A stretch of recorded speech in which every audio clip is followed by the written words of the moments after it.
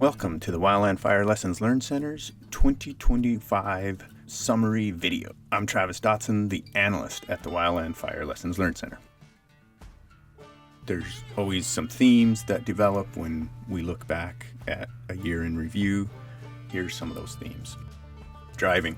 It continues to be a high-risk activity that we do a lot of. One thing that you can do is real good preventative maintenance checks. We've seen loose lug nuts result in multiple crashes. It often is the case of improper torque of the lug nuts. But just doing those real good preventative maintenance checks and even a marking system to make sure that those lug nuts are in the right spot. UTVs, they're very useful, and we've gained so much efficiency with these machines. Real good preventative maintenance is what we want to do. We want to just make sure that the UTV operates properly. And then the loading is important too.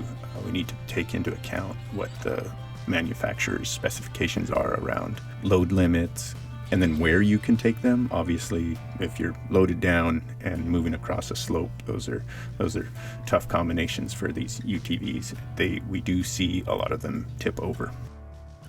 When looking at the hit by tree incidents, the majority of them this year, they occurred during non-tree felling operations. More of the just out there working in the woods and having a tree come down. And so one of the things that we can do related to that is just real good work area assessments. Obviously, if you're looking at a lot of timber on a high wind day, that'd be something to take a real good look at your work area. Or if there is notably lots of snags, it's just doing a real good inventory of where it is you're going to be spending time under the trees. Chainsaw operations. This year, the majority of the chainsaw cut incidents involved kickback. Kickback is a thing that we know, and it just doesn't hurt to have a reminder every so often that there's a reason why we watch out for kickback, because when it results in the saw going into your leg or your hand, that's a really bad deal. Several lessons from 2025 deserve special attention.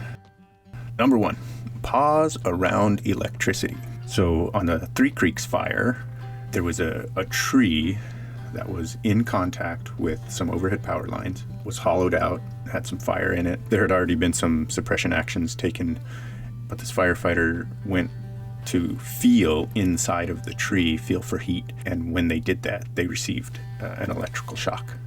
Whenever you're operating near electrical infrastructure, just slow down, do a real good evaluation, and get qualified assistance.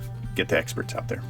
All right, number two, wear eye protection. So there was somebody using a UTV on a prescribed fire, and there was a spot, and they went to attack it. They ended up out in front of this thing and ended up being entrapped by the flame front coming through, impacting them. And they were able to get out of there. But looking back on it, they did receive burns to their face, but their eyes were protected simply because they had their safety glasses on.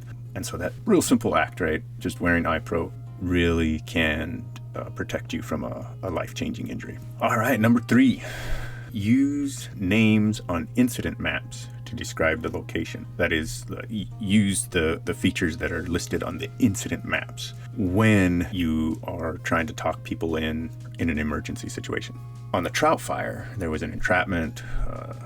Heavy equipment operator had to jump out of an open cab and run to safety, got some burn injuries, needed some help, and there was plenty of people there to help. But when they were describing their location on the radio, some of the people that were coming to help them, including some of the medical folks, there was some confusion because the landmarks that they were using weren't listed on the incident map, things like drop points or division breaks. A lot of times we develop these names for things, and we might know hyper locally the folks that are working on that division. We know what they are, but they're not on the map. So it's important to remember that in those situations where you're calling for help and having somebody come in, you need to use stuff that's on the map. All right, number four, be cautious of surface pipes. So during the initial attack on Fire 227, there was some natural gas piping, and a lot of that stuff is often underground, but this was on the surface. And the heat from the approaching wildfire melted that pipeline. It created a gas leak, which then caught fire. So then you had a gas line fire in addition to the wildfire.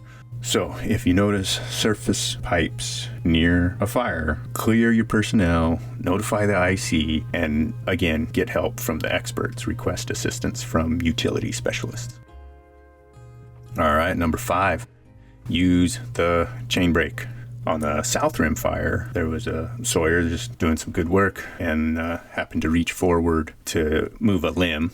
And in the process of reaching forward, ended up with a pretty bad chainsaw cut of their fingers. Of course, they noted later some of the options would be to work with a swamper and just engage that chain brake anytime you're going to reach forward. Because sometimes we got to do that, right? We don't always have somebody right there that's swamping.